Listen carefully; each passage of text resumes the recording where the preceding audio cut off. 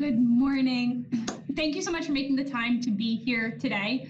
My name is Jacqueline Oriema. I'm the District Supervisor of Curriculum and Instructional Support. For those of you I haven't yet had the opportunity to meet, and I really appreciate the time and attention this morning to a really important district goal that has permeated the last 2 school years that I'm really excited to make public facing to the community at large. So today's session is specific to AI use within our schools, but specifically for students and what student rollout will look like.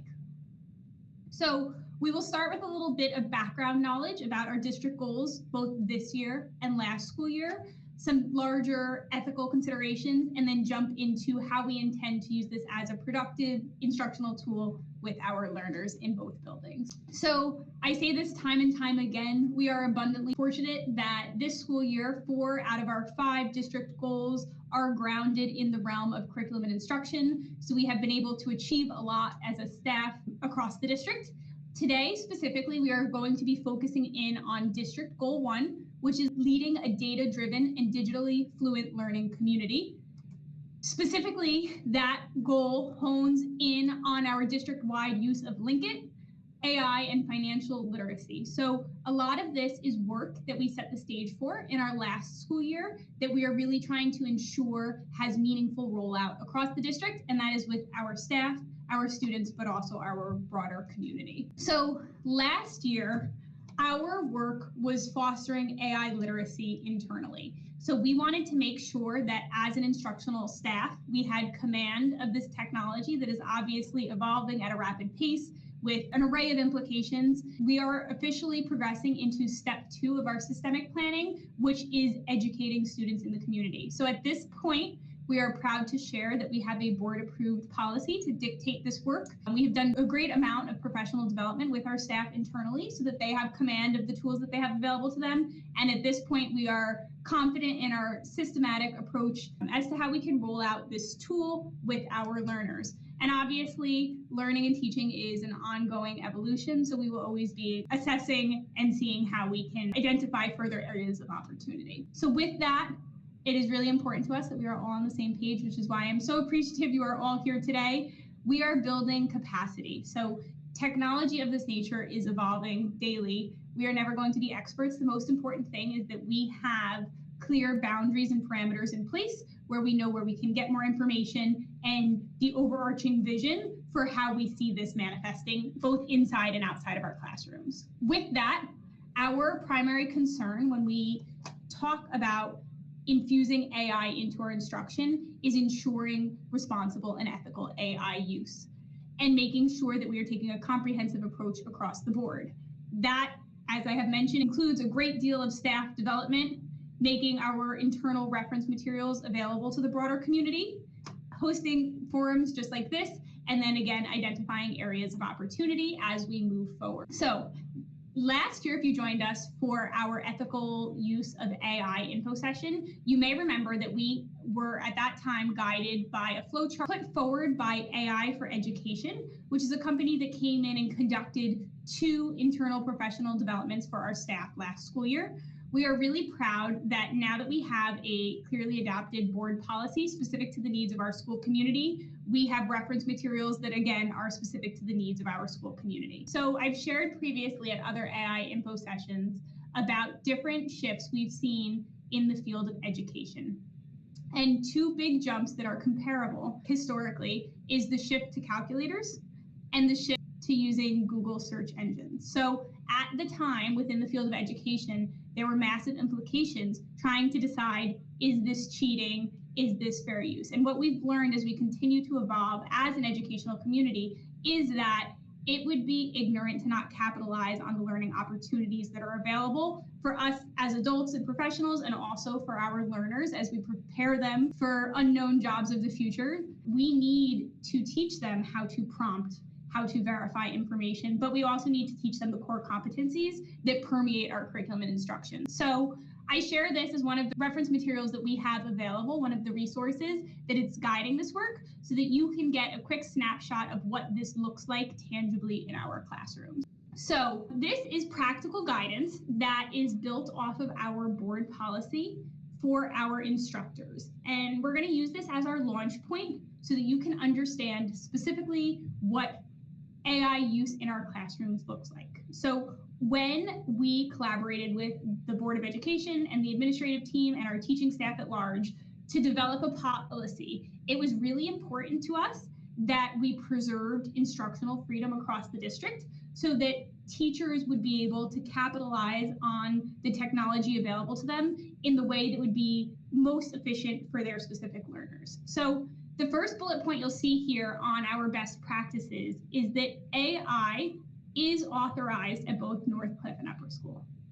Now, what that will actually look like in a pre-K2 setting or a 3-8 setting is vastly different. So just for a little bit of back context, I would like to point out that we have a really robust list of digital subscriptions that are used as instructional tools across the district. And a lot of those have been included into other conversations we've had this school year. So for instance, I'm going to use IXL as an example that you may have heard your child's teacher or your learner speak about at home. We use IXL K8 as a platform that helps us reinforce math, science, social studies, Spanish across the district. IXL uses adaptive technology. With that, we wanted to make sure that the policy reflected both Northcliffe and Upper School so that there was some wiggle room for platforms of that nature. However, much of what we will be discussing today is more pertinent to our student population at Upper School, as we will be explicitly teaching how to use AI as a productive academic tool. Our biggest messaging here when it comes to how we expect AI to be used in our classrooms is that there should always be explicit parameters delineated by a teacher at the beginning of any learning task. And that very much mirrors how we approach laptop use in our district already. So our expectation with our students is that they're never just having free time on their laptop. They shouldn't just be walking into a class and opening their laptop and jumping on. We expect that the teacher is always controlling the parameters for the most efficient and effective use. So with that, the expectation is the teacher is clearly delineating expectations at the beginning of a specific assignment. We also expect that in conjunction with the terms of use that the teacher is delineating, there's corresponding expectations for citation. So transparency is another core component that we're really emphasizing to our learners, and we'll get into that shortly. So obviously with the immense value of AI also comes the potential for misuse. We currently have our code of conduct that speaks to unacceptable use of technology, and it also talks about academic integrity, which ties into plagiarism. Currently, we are going to lean on our existing code of conduct to guide our protocols for misuse, but that is something that I believe Mr. Winch and I look to just kind of more clearly delineate over the summer, obviously, as we assess and continue to progress. I'm going to actually jump out of this because I would like to show you the resources that you have available to you when this call is over. So right now I'm on our district homepage, englewoodcliffs.org, and under our curriculum tab, we have a few important things. We have our whole body of curriculum here linked, but for purpose of today, we're going to go to the right-hand side and we are going to click under resources. And you will see that I'm really making a concerted effort here to highlight resources that are relevant to the district work that we are honing in on this school year. So up top, we have our Link It Parent Portal, an upcoming community session will be rolled out there. We have a resource on our mindfulness and SEL work with Danielle Larson of Rise Yoga. And our bottom two headings here are both grounded in AI literacy. So this bottom component, Instructional Highlight AI Literacy, is memorializing the work that we did as a district last school year. So this is all, you can see a little bit more general. A lot of these resources are put out by AI for Education, which again is the company that we partnered with for our staff development. But this gives you an idea of how we were trained as a district and the vision that we cultivated across the district based on all of the training and expertise that we were able to utilize. With that, I'm really proud to share this middle section right here, which are all homegrown resources specific to the needs of Englewood Cliffs. So I'd like to walk you through what you have available to you. to give you some context, and then obviously it's here for more detailed consumption at a later date should you be interested. We have first that flow chart. Can I use AI for this assignment? And again, you see on the left-hand side, yes, my teacher explicitly included AI use in the directions. And then as we veer to the right, you see things that are liable to come up with our upper elementary and middle school population as barriers to not want to tackle an assignment independently or with the expertise of their teacher, and kind of workarounds that we would recommend. So obviously at the bottom here, we have highlighted ethical AI use means using AI as a tool to support, not replace the skills that we should be practicing in the classroom. So if I toggle back to that resource page on our district website, next we have basically the same information laid out in a different format. Again, this is intended for students. It's a reference material talking about how and when I can appropriately use AI.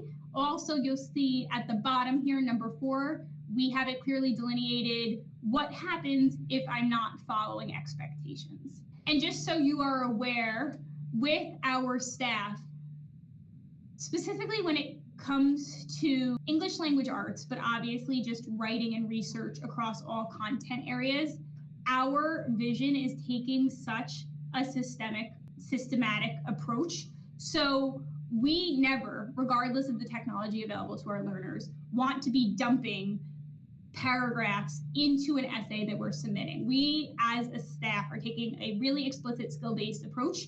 So we are actively modeling what our thesis statement should look like, where we're pulling our textual evidence from and how that should be formatted, where we are focusing on the process. We are monitoring that actively using GoGuardian, which is our platform to see the students' computer screens, and also just the version history of the Google Docs that we're using to make sure we're not just looking at the outcome and the final body of work a student is submitting, but more important, the process and the skills that allowed them to get to that final piece. With that, I have District Policy 2365, which is also under our Board of Ed policies on our district website, but I did want to highlight it so you could review it if it's something of interest.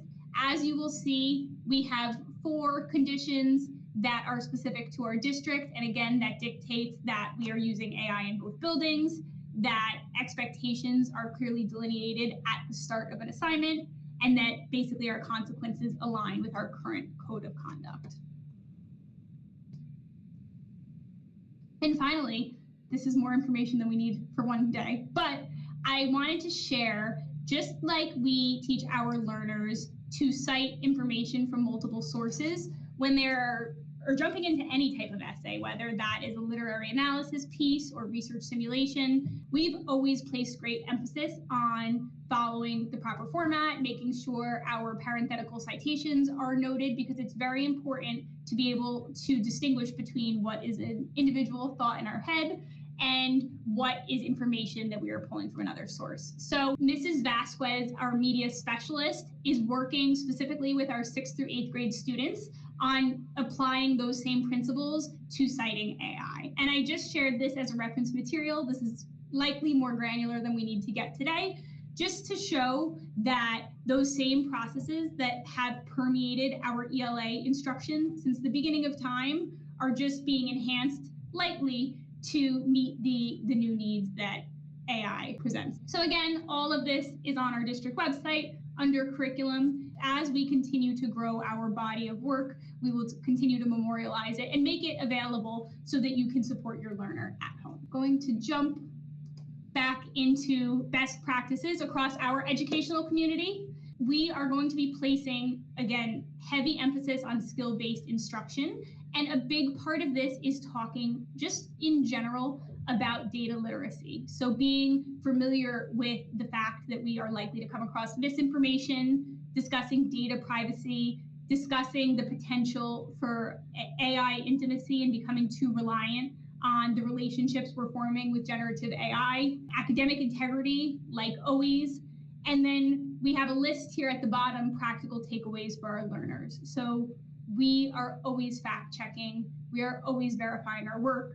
and we are always being transparent with where our ideas are coming from. Skills that we will be embedding in our curriculum explicitly moving forward is teaching how to prompt efficiently, and sometimes providing students with the prompts. Other times we can quite literally assess that skill. How would you prompt in this situation? Again, teaching transparency through the MLA formatting and the parenthetical citations specific to AI tools, how we would verify information that is being produced through generative AI with other reliable resources. And that follows the same process that we've always used, making sure that we teach the students the ABCs of reliable resources.